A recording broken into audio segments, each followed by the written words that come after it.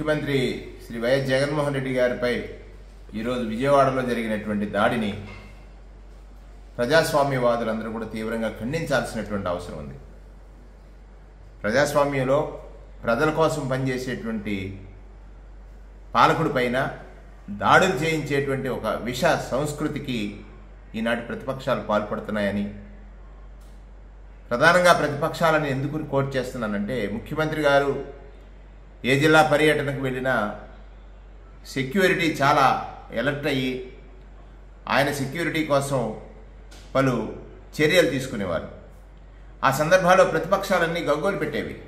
పరదాల ముఖ్యమంత్రి అని, ముఖ్యమంత్రి గారు వస్తుంటే షాపులు మోస్తున్నారని, ఇటువంటి పలు ఆరోపణలు చేసినటువంటి ప్రతిపక్షాలు ఈరోజు ప్రజాబాహుల్యంలో ప్రజలకు అభివాదం చేస్తున్నటువంటి ముఖ్యమంత్రి గారిపైన రాడిదాడి అంటే అది క్యాటర్పిల్లర్తో జరిగిందా, దేనిని ఇన్వెస్టిగేట్ చేయాల్సిన అవసరం ఉందా అనుమానం ఉంది.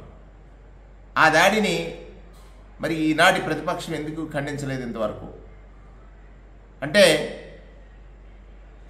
ప్రజలలో అతి విశ్వాసం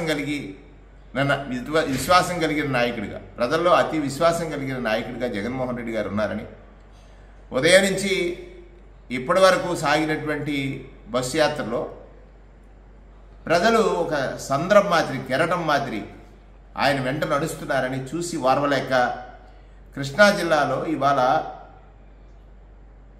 ఆయనని ఏం చేసి దాడి చేయడం అనేటువంటిది అంటే జస్ట్ కిందకు వస్తే కన్ను దెబ్బతినేది కదా. మరి ఇది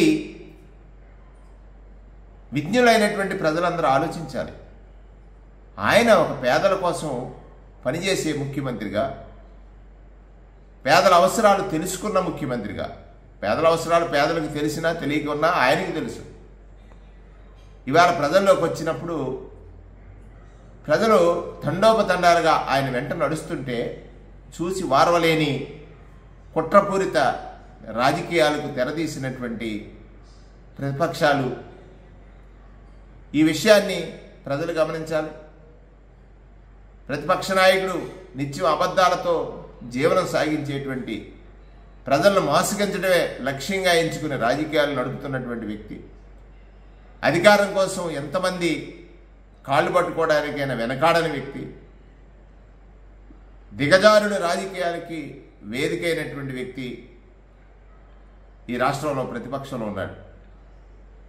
వారు ఈ చర్యలకు పాల్పడటం అనేటువంటిది ప్రజాస్వామ్యవాదులందరూ తీవ్రంగా ఖండించాలని, నేను స్పష్టంగా ఇది తీవ్రమైనటువంటి చర్య, ఖండించాల్సినటువంటి బాధ్యత ప్రతి పౌరుడిపైన ఉందని నేను ఈ సందర్భంగా తెలియజేస్తున్నాను. Like and subscribe Eagle Media Works.